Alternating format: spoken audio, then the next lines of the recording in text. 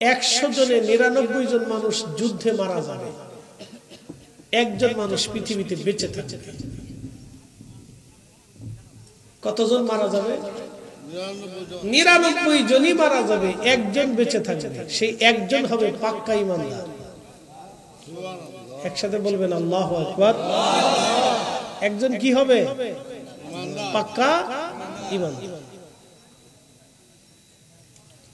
99 জনই মারা যাবে। আচ্ছা বলেন, আমার আগে হযরত আল্লামা মুফতি বদরুর রেজা সেলিম সাহেব তিনি কিয়ামতের আলামত নিয়ে অনেকগুলি কথা বলেছেন। আল্লাহর নবী যাহা যাহা যাহা যাহা বলেছেন, একটা কথা কি ভুল হবে? জোরে বলেন, হবে হবে। কিয়ামত পর্যন্ত যাহা বলেছেন তাই হবে। কথা বলেন ঠিক না বেঠিক? একটা কথা চেঞ্জ হবে না। ওয়াসাদাকা রাসূলুহুন নবিয়্যুল হাবিবুল কারীম। আমার নবী যাহা বলেছে এটাই ঠিক হবে। প্রিয় উপস্থিতি, সারা পৃথিবীর ভূমণ্ডল নভমণ্ডল সূর্য কতটুকু আলো দিবে তাও আল্লাহ সূর্যের তকদিরে লিখে দিলেন। আপনি একটু চিন্তা করে যান, 13 লক্ষ পৃথিবী এক জায়গা করলে যত বড় হবে, একটা সূর্য হবে বাবা তত বড়। ওই সূর্যটাকে জ্বালানোর জন্য আমার রব প্রতিনিয়ত crore crore crore crore trillion billion gas আল্লাহ ব্যবহার করেন। বুঝতেই পারতেছেন, পৃথিবীতে সাগর আছে, নদী আছে, সারা পৃথিবীতে মহাদেশ হলো 7টা, মহাসাগরও আছে 7টা। ছোট বড় উপসাগর থেকে শুরু করে ছোট বড় অনেক সাগর আছে, অনেক জলাশয় আছে, অনেক বড় বড় বিল আছে, অনেক বড় বড় নদী আছে। 2টা নদী আল্লাহ জান্নাত থেকে সরাসরি আসলো, একটা পানির ফোয়ারা জান্নাত থেকে সরাসরি আসলো, সেটার নাম হলো জমজম।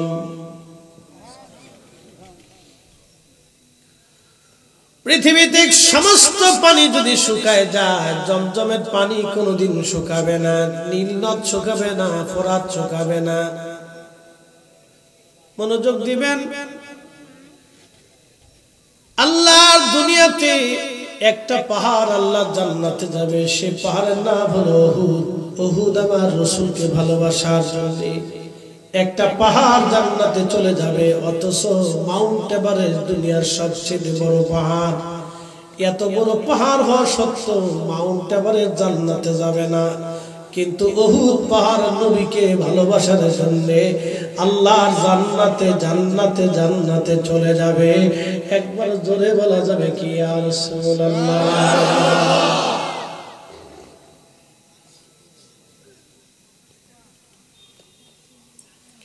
ভাতকাটিয়ার মুসলমান, যতদূর মাইকের আওয়াজ যায়, আমার মা বোনেরা যারা কথা শুনতেছেন, ও মায়েরা ঘরের মধ্যে বসে, মহিলাদেরকে আলাদা প্যান্ডেল আছে? ভিতরে আছে না? আচ্ছা ঠিক আছে। মা বোনেরা যারা বসে বসে কথাগুলি শুনতেছেন, মনোযোগ দিয়ে শুনে যান। একজন মায়ের কয়টা বাচ্চা হবে আল্লাহ তাও লিখে রেখেছে, কবে মেয়েটার বিয়ে হবে আল্লাহ তাও লিখছে। আমাদের মেয়েদের বিয়ে না হলে অনেক সময় বাবা ফেসার উঠে যায়। কি কথা কন না? বাবার কি উঠে যায়? ফেসার উঠে যায়, কিন্তু চিন্তার তো কারণ নাই, ওটা তো আল্লাহ লিখে রাখছে। ওটাও আল্লাহ রেখে রাখছে, কখন তার বিয়ে হবে, কখন তার মরণ হবে, কয়টা বাচ্চা আল্লাহ তারে দিবে, কোন দিন কখন সে মা হবে আল্লাহ সেটাও লিখে রাখলেন। এই জন্য তকদির বিশ্বাসী যারা, তারা হাই হুতাশ করে না, হাই হুতাশ করে না। তকদির বিশ্বাসী যারা, তারা হাই হুতাশ করে না, তারা পেরেশান হয় না, চিন্তা হয় না। এই জন্য শাহজালালি আমিনী মুজাদ্দিদের মামা সৈয়দ কবির আহমদ রহমাতুল্লাহ আলাইহি মাটি দিয়ে বলেছিলেন, বেটারে এই মাটির সাথে দুনিয়ার যেই মাটির মিল হবে তুমি ওইখানে আল্লাহর কালেমার দ্বীন তুমি প্রতিষ্ঠিত করবি। আল্লাহর ওলি সুদূর ইয়ামান থেকে সৌদি আরব হয়ে হাজার হাজার মাইল পথ অতিক্রম করে তিনি হেঁটে হেঁটে বাংলার সিলেটের জমিনে ওই মাটির সাথে মাটির মিল পাইয়া এই জমিনে আল্লাহর দ্বীন আল্লাহর হুকুমত কায়েম করে দিলেন। একবার জোরে বলা যাবে কি আল্লাহু আকবার? আমাদের নিয়ন্ত্রণে না আল্লাহর? জোরে বলেন আরো জোরে বলেন। এখানে কয়টা লোক আসবে ওটা আল্লাহর নিয়ন্ত্রণ। এই জন্য ভাগ্যবান যে সেখানে আসবে, আর বদনসিবে বুঝতে পারতো না, খালি লটপটি খাবে, চটপটি খাবে, বাদাম কিনবে, চানাচুর কিনে বাড়ি চলে যাবে, ওর নসিবের ভিতরে ঢোকা হবে না।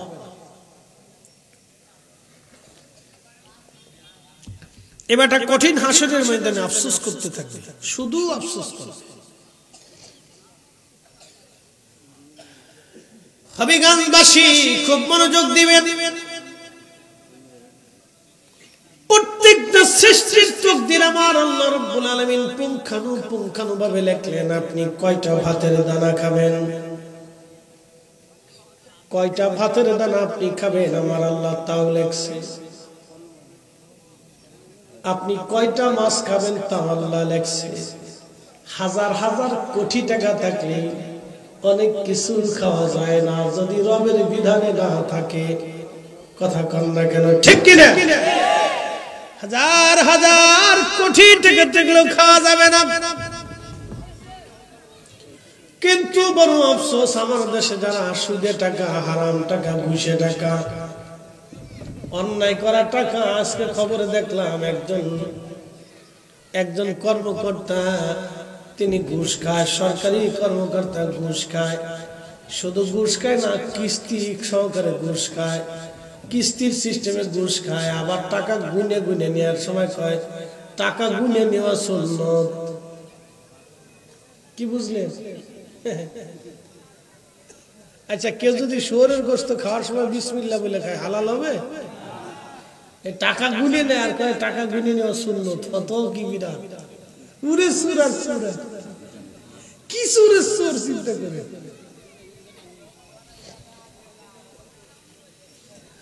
হবিগঞ্জবাসী মনোযোগ দিয়ে কথাগুলি শুনে যাবেন। হাজার হাজার কোটি টাকা থাকলেও মানুষ খেতে পারে না আল্লাহর আইনের বাহিরে এক চুল পরিমাণ খাওয়ার সুযোগ নাই। বান্দার হায়াত যখন শেষ হয়ে যাবে, হায়াত শেষ, মালাকুল মউত তার কাছে আসবে। এমন সময় পানির ফেরেশতা এসে বলবে, আল্লাহর বান্দারে, ও আল্লাহর বান্দা, তোমার জন্য তামাম দুনিয়া ভরে পানি তালাশ করেছি, কোথাও পানি পাই নাই। অতএব আমার দায়িত্ব আমি সম্পূর্ণ আদায় করেছি, চললাম, তোমার সঙ্গে আর কোনদিন দেখা হবে না। ভাতের ফেরেশতা, খাবারের ফেরেশতা এসে বলবে, বান্দারে, তামাম পৃথিবী তন্ন তন্ন করে খুঁজেছি, কোথাও তোমার জন্য এক দানা রিজিক খুঁজে পাই নাই। অতএব আমি আমার দায়িত্ব তোমার জীবনের 60 বছর পালন করেছি, চললাম, বিদায় নিলাম, চললাম, দুনিয়াতে আর কোনদিন তোমার সঙ্গে দেখা হবে না।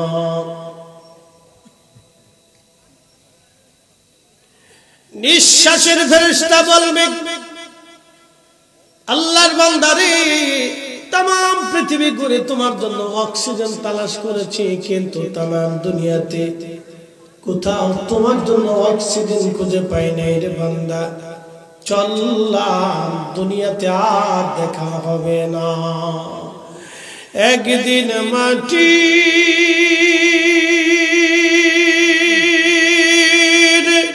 ভিতরে হবে ঘরে, মন আমার কেন বান্ধু দালান ঘর, মন আমার কেন বান্ধু দালান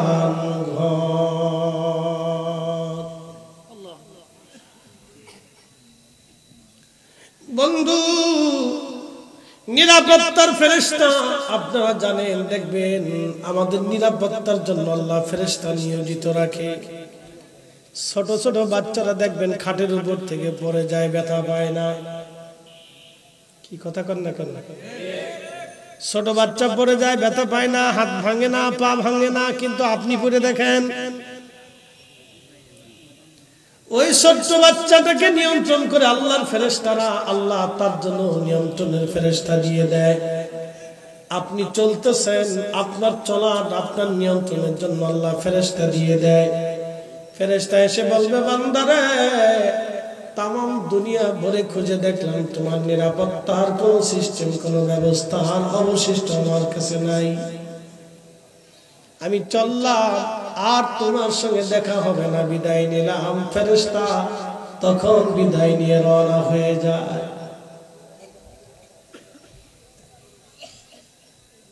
জিন্দেগি শেষ, মালাকুল মউত আসবে, সুরত হবে বিকট।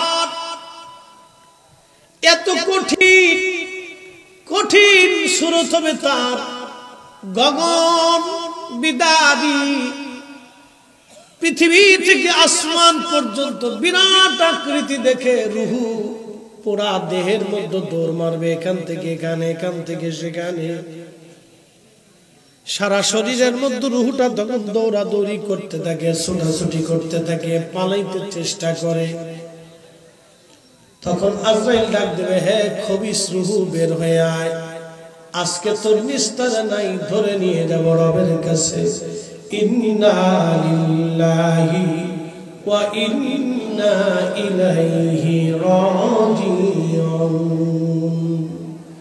চোরেরে পুলিশে ধরলে যেমন চোর পালানোর চেষ্টা করে, খুনিরে পুলিশে ধরলে যেমন পালানোর চেষ্টা করে, অপরাধী ছেলেরে বাবাই ধরলে দেখবেন ও বাড়ি আসতে চায় না, পালানোর চেষ্টা করে। বলে তোরে ধইরা তোর বাপের কাছে নিয়ে যাব, মা ধরে নিয়ে আসে, মার কাছে ছোটাছুটি কান্নাকাটি করে, বাবার কাছে গেলে বাবা মারবে, ছোটাছুটি করে, কান্নাকাটি করে। প্রিয় নবী দেখে বলে, সাহাবীরা রে, এই ওই রূহটা পুরা দেহের মধ্যে দৌড়ায়, ওই রূহ পুরা দেহের মধ্যে দৌড়াইতে থাকে, ছোটাছুটি লাফালাফি ছোটাছুটি করতে থাকে, পায়ের পাতা থেকে মাথার তালু পর্যন্ত দৌড়াইতে থাকে রূহ। তখন মৃত্যুর যন্ত্রণা তার বেড়ে যায়। নবীজি বললেন, তার যন্ত্রণাতে এত কঠিন হবে, একটা উট যদি জিন্দা হালতে মৃত্যু না করাইয়া, জবাই না করে, একটা উট যদি জিন্দা হালতে চামড়া ছিলানো হয়, চামড়া ছিলানোর কারণে ওই উটের যত যন্ত্রণা হবে, আবার উটের চামড়া হবে, আবার ছিলানো হবে, আবার যন্ত্রণা হবে, আবার চামড়া হবে, আবার ছিলানো হবে। এইভাবে একবার না, দুইবার না, 100 বার একটা উটের চামড়া ছিলাইলে যেইভাবে কষ্ট হয়, নাফরমানদের মৃত্যুটা তার চাইতে ভয়াবহ কষ্ট হবে। জিন্দেগি তোর যাইরে ফাঁকি দিয়া রে সোনার আদম, জিন্দেগি তোর যায় ফাঁকি দিয়া। ও আদম রে,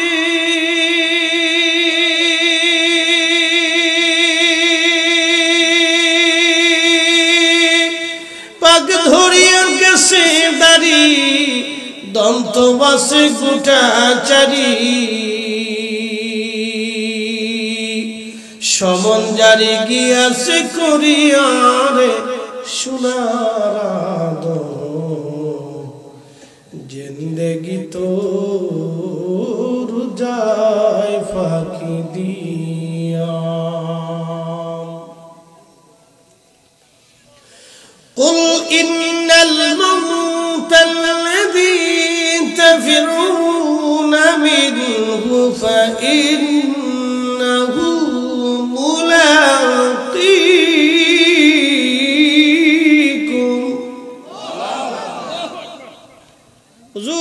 বলে দেন, মৃত্যু থেকে তারা যতই পালাক, যতই মৃত্যু থেকে তারা পালাক, মরণ থেকে পালাতে পারবে না তারা। এই মরণ তার সাথে মোলাকাত করবে। সুম্মা তুরাদ্দুনা ইলা আলিমিল গায়বি ওয়াশ শাহাদাত।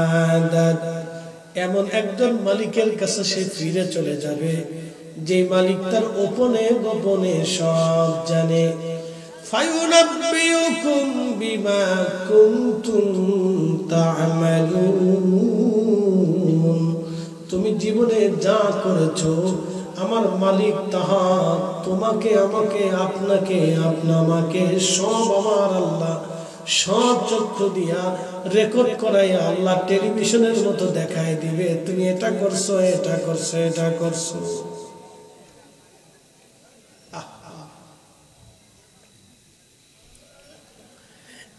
হবিগঞ্জবাসী, পালানোর কোন রাস্তা নাই। তুমি কি করেছো আমার রব সেই দিন সব দেখাবে,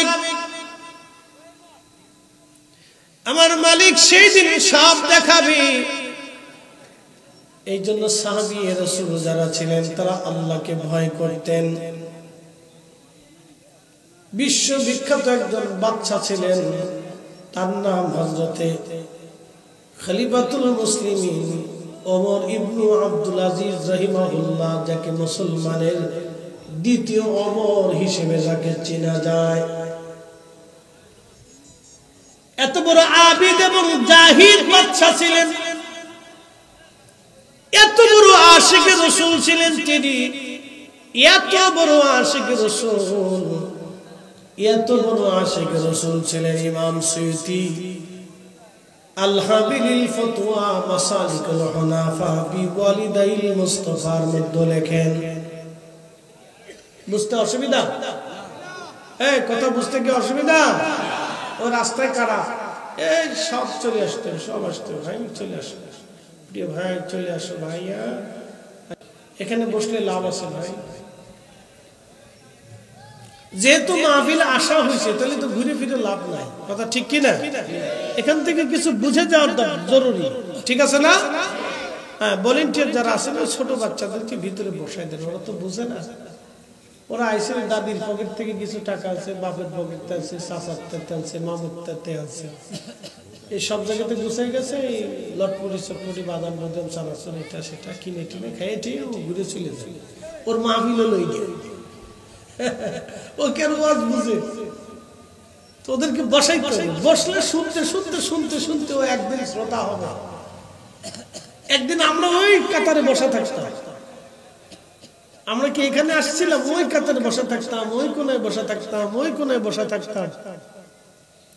মাহফিলের পোস্টার বেরোতাম, মাইকিং করতাম, দৌড়াইতাম, ফ্যান্ডেল লাগাইতাম, মাইক লাগাইতাম, মসজিদ পরিষ্কার করতাম, আজান দিতাম, গজল গাইতাম।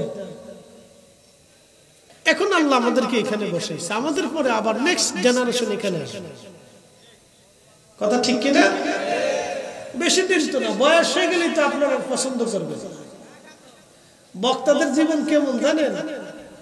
ওই আমাদের দেশে ওই যে ডন প্যান্ট মনে কিছু নিয়ে না, কয়েকদিন আগে পূজা অর্চনা গেছে, তো সনাতন ধর্মের যারা আছে, আমি কোনো ধর্মের নিন্দা করব না, বোঝার জন্য বলতেছি, তো তারা ওই প্রতিমা বানাইয়া মা দুর্গারে খুব সেবা টেবা করে, সেজদা মেজদা দেয়, খাবন টন দেয়, গলায় মালা টালা পরে, কাপড় চোর পরে, খুব আদর যত্ন করে উঠে শেষে নিয়ে বিসর্জন দিচ্ছে। বিসর্জন করছেন, পরে নিয়ে পানির ভিতরে ফেলাই দেয়, পুকুরের মধ্যে দিয়ে দেয়, নদীর মধ্যে শেষ। তা আমরা বক্তাকের অবস্থা এরকম, এই ওয়াজের আগে খুব বিরাট বড় খাতির মাতির একবারে যা পানি টানি শেষ, ওয়াজ শেষ, এরপরে বিসর্জন দিয়ে দেয়। কি কথা খারাপ হয়েছে ভাই? এরপরে বিসর্জন, শুধু বক্তার জীবনে না, এই যে চাচার জীবনেও বিসর্জন। এই যে মুরব্বী বসে রয়েছে, 60 বছর সংসারের জন্য জীবন শেষ, রক্ত পানি করছে, এখন ছেলের কাছে ভালো লাগে না, নাতির কাছে ভালো লাগে না, বৌমার কাছে ভালো লাগে না, সবাই খালি চিন্তা করে বিসর্জন কবে দেবে। এই কি কথা বলেন না, সবার একই চিন্তা যে বুড়ারে বিসর্জন কবে দেবে, সবার জীবনে বিসর্জন। আর মরার পরে কবরে কত সময় নামাবে খালি চিন্তা সবাই। কি কথা বল না কেন? সবাই খালি বিসর্জনের চিন্তা আছে। দিয়ে দাও, সাইডে দাও, পানির ভিতরে নামাই দাও। এই জন্য আখিরাতের চিন্তা আপনাকে করে যেতে হবে। এই জন্য আখিরাতের জিনিস সদাই আপনাকে নিয়ে যেতে হবে। আপনাকে আপনার চিন্তা করে তারপরে কবরে যেতে হবে।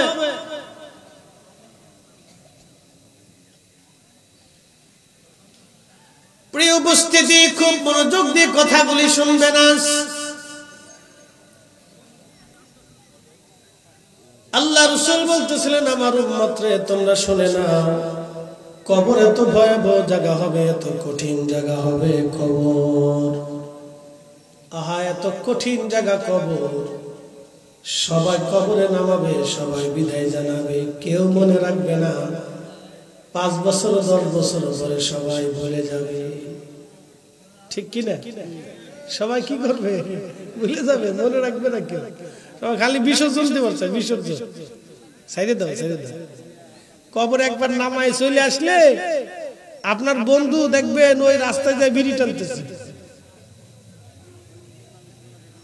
মন খারাপ করেন না, যারা বিড়ি খাওয়ার অভ্যাস আছে, কবরে নামায় টামায় জানাজা দিয়ে, নামায় টামায় দিয়ে, একবারে কবরে বিসর্জন দিয়ে, মাটি টাটি দিয়ে চলে যাওয়ার পরে ওই রাস্তায় যায় ধরে বিড়ি একটা ধরে, কেন বিড়িটা খুব টেনশন গেছে, খুব কষ্ট করে বিড়িটা টান দিয়ে বিড়ি খাচ্ছে। ওই বাজারে যায় চা খাবে, হাসি তামাশা করবে, গল্প গুজব করবে, অথচ আধা ঘন্টা আগে তার বন্ধুরে কবরে নামাইছে, আধা ঘন্টা পরে সে গল্পে মাইতে গেছে, তার মনেই দেয়। কি কথা কন না কেন? এরকম দুনিয়া এরকমই। আপনার চিন্তা আপনাকে করে কবরে যেতে হবে। বিপদ আছে, বিপদ আছে, এটা যা সত্য কথা। ছেলেরা 3 দিন কাঁদবে, 3 দিন। স্ত্রী 6 মাস কাঁদবে, খালি বলবে আমার কি হইল, খালি এতে কাঁদবে আমার কি হলো, ফুলাপান নিয়ে কেমনে চলবো। ওই বুড়াটা তো মরে গেছে, ওটা চিন্তা নেই, খালি নিজের চিন্তা, ফুলাপান নিয়ে কেমনে চলবো। আর ফুলাপানে কান্দে, আব্বা থাকলে আমার চিন্তা ছিল না, আব্বা মরে গেছে, এখন আমরা কেমনে কি করবো, খালি কয় কেমনে কি করবো, নিজের চিন্তা। বাপে যে কবরের ভিতরে বাটাম চালান খাচ্ছে, ওটা চিন্তা নাই। কি কথা কথা, ওই চিন্তা কেউ করে না, খালি চিন্তা আমার চিন্তা, আমার চিন্তা, আমার চিন্তা। হাসতে হাসতে বলতেছি, কথা তো চরম সত্য প্রিয় ভাই আমার। এই জন্য নিজের নিজেকে সেরে যেতে হবে। নিজের রুজি নিজের সদাই আখিরাতের রুটি রুজি আপনাকে দুনিয়ার থেকে কইরে কবরে যেতে হবে। বিপদ আছে, অনেক বড় বিপদ। এই জন্য দূরে যারা আছেন, রাস্তায় যারা আছে চলে আসেন, রাস্তায় যারা আছে চলে আসেন, দূরে থাকবেন না, কেউ দূরে থাকবেন না, সবাই চলে আসেন। ওদেরকে বসাই দেন, ওরা বুঝে না। শুনতে শুনতে ওরা একদিন শিখে যাবে। একসাথে সবাই বলেন তো আল্লাহু আকবার, না আরো জোরে বলেন আল্লাহু আকবার, নারে রিসালাত, নারে গাউসিয়া। এই জন্য কোরআনে আল্লাহ এইভাবে ওয়াজ করতেছে, ইয়া আইয়ুহাল্লাযীনা আমানু লা তুলহিকুম আমওয়ালুকুম ওয়ালা আওলাদুকুম আন যিকরিল্লাহ।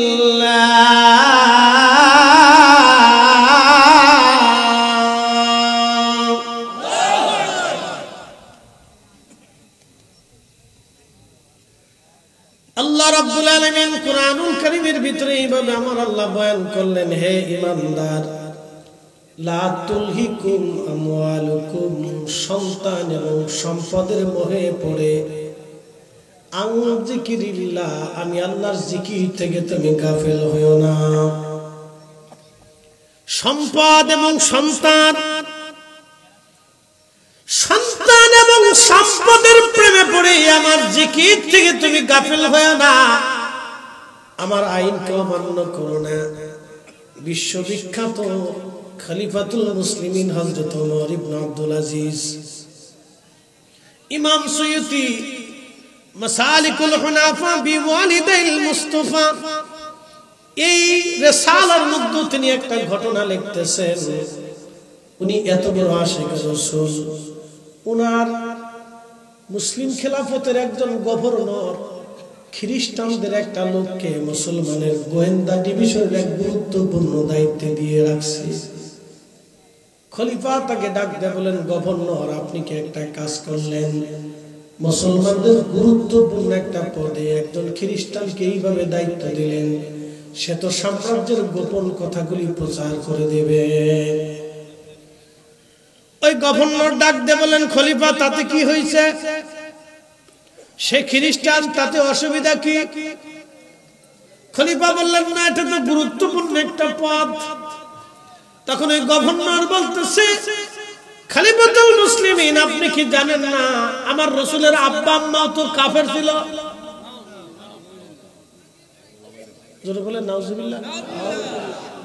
গভর্নর ওমর ইবনে আব্দুল আজিজ বলতেছে, আপনি কি জানেন না আমাদের রাসূলের আব্বা আম্মা কাফের ছিল?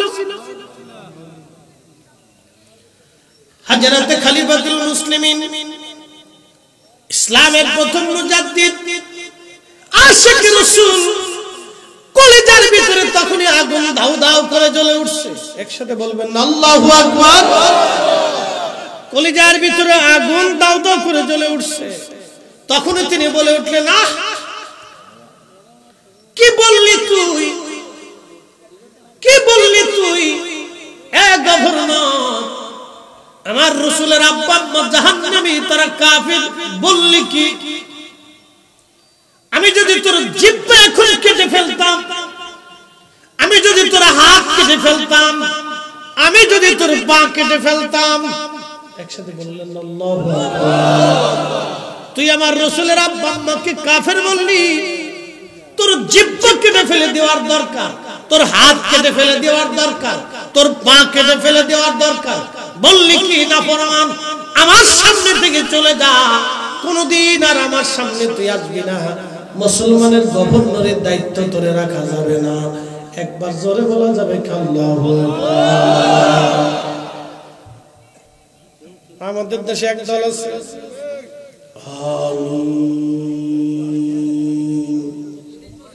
কি কথা কন না কেন, আছে না নাই? এদের আকীদা হলো নবীজির আব্বা আম্মা দুইজন কাফের। আসতে বলেন কেন, জোরে বলেন, আরো জোরে বলেন। যদি আজকে ওমর ইবনে আব্দুল আজিজ পৃথিবীতে বেঁচে থাকতো, মুসলিমদের খলিফা যদি উনি থাকতো, তাহলে এদের মৌলবীদের ধরে ধরে জিহ্বা কেটে মুসলিম খেলাফত থেকে তারাইয়া কুত্তার মতো তারাই দিত। কথা বলেন ঠিক না ঠিক?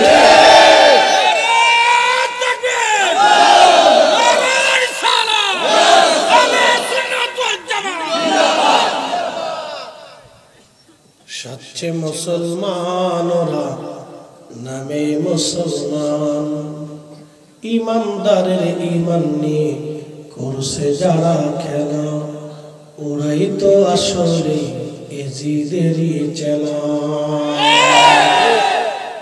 দাড়ি টুপি পাগড়ি আছে দেখতে মৌলানা, ভিতরে নাই নবী প্রেম ইয়াজিদে ভরা।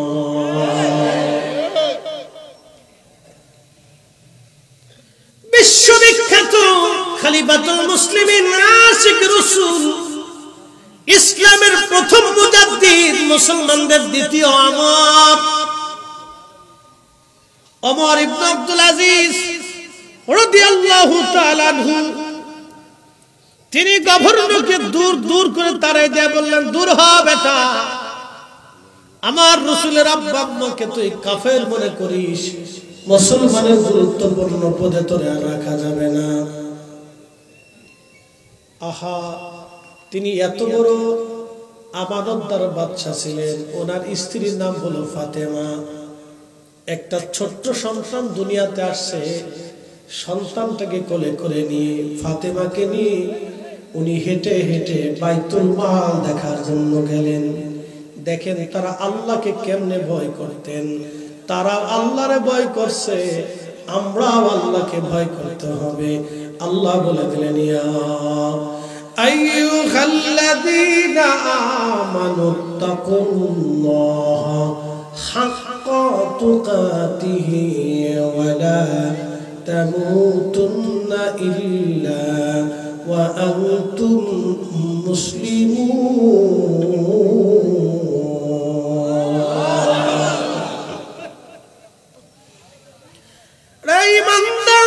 ইমানদার, আল্লাহকে ভয় করো, ভয় করার মতো তুমি ভয় করো। ইমানদার, আল্লাহকে ভয় করো, ভয় করার মতো তুমি ভয় করো। যেইভাবে ভয় করলে ভয় করা হবে, যেইভাবে ভয় করলে ভয় করা হবে, সেইভাবে ভয় করা। খলিফাতুল মুসলিমিন দ্বিতীয় ওমর ইবনে আব্দুল আজিজ রাদিয়াল্লাহু আনহু বাইতুল মালে গেলেন, বিবিকে সঙ্গে করে নিয়ে, ছোট্ট সন্তানটাকে সঙ্গে করে নিয়ে গেলেন। বাইতুল মালে অনেক সম্পদ আসছে, গম আসছে, জব আসছে, খেজুর আসছে, এরপরে আপনার আপেল আসছে, কমলা আসছে, লেবু আসছে, বিভিন্ন পণ্য সামগ্রী। বাইতুল মালে যাকাত উসুল করার পরে মালগুলি আসছে। ছোট্ট বাচ্চাটা ঘুরে ঘুরে খেলতেছিল বাইতুল মালে। সুন্দর একটা আপেল দেখে খলিফার ছেলেটা দৌড়ায় যাইয়া ওই একটা আপেলের মধ্যে হাত লাগাইয়া আপেলটা নিয়ে এসে মুখের মধ্যে কামড় দিয়ে খাওয়া শুরু করছে। খলিফার ছেলে কত বড় খলিফা জানেন? বলতেছি, বর্তমান ইরাক, ইয়ামান, ওমান, কাতার, কুয়েত, দুবাই, বাহরাইন, সৌদি আরব, জর্দান, লেবানন, লিবিয়া, তিউনিসিয়া, ফিলিস্তিন, মিশর, আলজেরিয়া, নাইজেরিয়া, সুদান, মরক্কো, বাংলাদেশের অন্তত 400 দেশের সমান একটা বিশাল সাম্রাজ্যের খলিফা তিনি। ছোট্ট বাচ্চাটা দৌড়াই দিয়ে ওনার আপেলের মধ্যে হাত দিছে, নিয়ে মুখের মধ্যে নিয়ে কামড় দিয়ে খাওয়া শুরু করলেন। ছোট্ট বাচ্চাটা খলিফা দেখার সঙ্গে সঙ্গে একটা দৌড় দিয়ে যাইয়া বাচ্চার হাত তাপা দিয়ে ধরে হাত থেকে আপেলটা কেড়ে নিয়ে নিলেন। কেড়ে নিয়ে নেওয়ার পরে ছোট্ট বাচ্চা বাইতুল মালের আপেল খেয়ে ফেলেছে, সরকারি সম্পদ খাইছে, রাষ্ট্রের সম্পদ খেয়ে ফেলেছে। সাথে সাথে ছেলের হাত চেপে ধরলেন, আপেলটা কেড়ে নিয়ে নিলেন হযরত খলিফাতুল মুসলিমিন ওমর ইবনে আব্দুল আজিজ। মুসলিম কারে কয়? এরা মুসলমান, মুসলমান, এরা মুসলমান, এরা মুসলমান, এরা মুসলমান, এরা মুসলমান। আর আমার দেশের অবস্থা কি? আইতে নেতা, পাইতে নেতা, যাইতে নেতা, খাইতে নেতা, গুলাফান, গুলাফান, গুলাফান। উচিত কথা বললে মহাই বাজার হয়ে যাবে। কত বড় বিরাট সাম্রাজ্যের মালিক, কত বড় বিরাট সাম্রাজ্যের খলিফা, বাচ্চার হাত চেপে ধরছে, আপেল কেড়ে নিয়ে নিয়ে মুখের মধ্যে চাপ দিয়ে ধরে বাচ্চা ভিতর থেকে আঙ্গুল ঢুকে বাকি আপেল গুলি কেড়ে নিয়ে আসলেন মুখের ভিতর থেকে। জোরে জোরে জোরে জোরে বলেন, না না আরো জোরে বলেন। এরা মুসলিম, এরা মুসলমান ছিল। মুখের ভিতর থেকে সমস্ত আপেল গুলি কেড়ে নিয়ে চলে আসে। ছেলেটা চিৎকার মেরে কেঁদে উঠলো। ছোট্ট বাচ্চা অত বুঝে নাই বাবা কি করে, কেঁদে উঠছে। স্ত্রী ফাতেমা দৌড়ায় যায় বাচ্চারে কোলে নিয়ে বললেন, স্বামী আমার, এতটুকুন বাচ্চা অত বুঝে নাই, ও নিজের আপেল না বাইতুল মালের আপেল, বাচ্চাটা তো চিনে না। স্বামী আমার, ওরে কষ্ট না দিলেও তো পারতেন, একটা আপেল কামড় দিয়ে খাইলে এমন কি ক্ষতি আপনার হবে? বাইতুল মালের এমন কি সম্পদ তার নষ্ট হয়ে যাবে বলেন? ওমর ইবনে আব্দুল আজিজ ডাক ডাক বিবি রে, এই আপেল তো আমার না, এটা বাইতুল মালের জনগণের সম্পদ। আমি জনগণের পাহারাদার, আমি রাষ্ট্রের মালিক। এই সম্পদ হচ্ছে এই রাষ্ট্রের জনগণের সম্পদ। বিবিরে, এই একটু আপেলের কারণে কিয়ামতের ময়দানে আল্লাহর আদালতে আসামি হয়ে আমারে দাঁড়ায় থাকতে হবে। আল্লাহর আদালতে একটু আপেলের জন্য আমাকে আসামি হয়ে দাঁড়িয়ে থাকতে হবে। বিবি, আজকে আমার ছেলেটা কষ্ট পায়, আমি জানি ছেলেটা কাঁদতেছে, আমার কলিজায় ব্যথা লাগে। বিবিরে, কিন্তু কিয়ামতের ময়দানে আল্লাহর আদালতে দাঁড়ায় থাকতে হবে। ওই দিনের চাইতে আজকের দিন সহজ, কিন্তু কিয়ামতের ময়দানটা বড় কঠিন হবে রে বিবি। এই জন্য আমার সন্তানের হাত থেকে আপেল কেড়ে নিয়া, মুখ থেকে আপেল বের করাইয়া আমি জনগণের সম্পদ আমানত রক্ষা করলাম। একবার জোরে বলা যাবে কি আল্লাহু আকবার? তেলের গাড়ি তেলে চলে, হাওয়ার গাড়ি হাওয়ায় উড়ে, বিনা তেলে চালায় গাড়ি নবী সুলাইমান। আমরা সেই মুসলমান, আমরা সেই মুসলমান।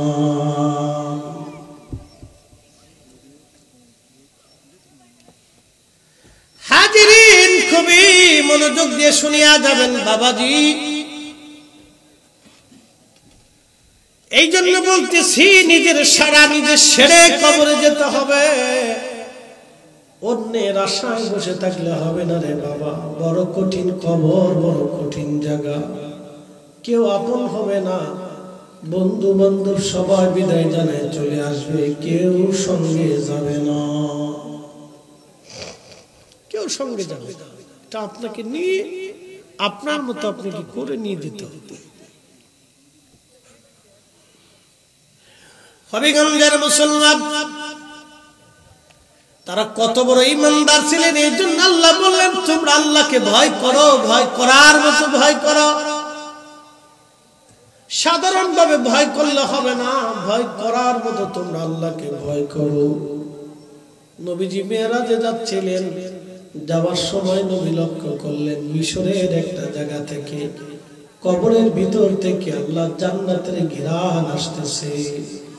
একবার জোরে বলা যাবে আল্লাহু আকবার। কবর থেকে জান্নাতের ঘিরান আসে, কবর থেকে জান্নাতের ঘিরান আসে। নবী ডাক দিলেন, জিবরাইল, কবর থেকে জান্নাতের ঘিরান আসে, এই কবর কার? আল্লাহর নবী ডাক দিয়ে বললেন, জিবরাইল, এই কবর কার? কবর থেকে জান্নাতের ঘিরান আসে রে জিবরাইল, কবর কার? বলে, হুজুর, একজন মহিলা তার 7টা সন্তান সহ এই জমিনে শহীদ হয়েছিল, কিন্তু মিথ্যার কাছে মাথা নত করে নাই। হুজুর, মহিলা সহ তার সন্তানদেরকে এই জমিনে কবর দেওয়া হয়েছিল, তাদের কবর থেকে এখনো জান্নাতের ঘিরান আসে, ঘিরান আসে, ঘিরান আসে। আল্লামা ইমাম আবুল ফারাজ ইবনুল জাওজি 900 বছর আয়ুনুল হিকায়াতের মধ্যে তিনি একটা ঘটনা লেখেন। মিশরের বাচ্চাদেরকে আগে ফারাও বলা হতো, ফেরাউন বলা হতো। যেই বাচ্চা হতো তাকে ফেরাউন বলে ডাকা হতো। তো তৎকালীন জামানার ফেরাউনরা খুব জালিম থাকতো, বড় জালিম।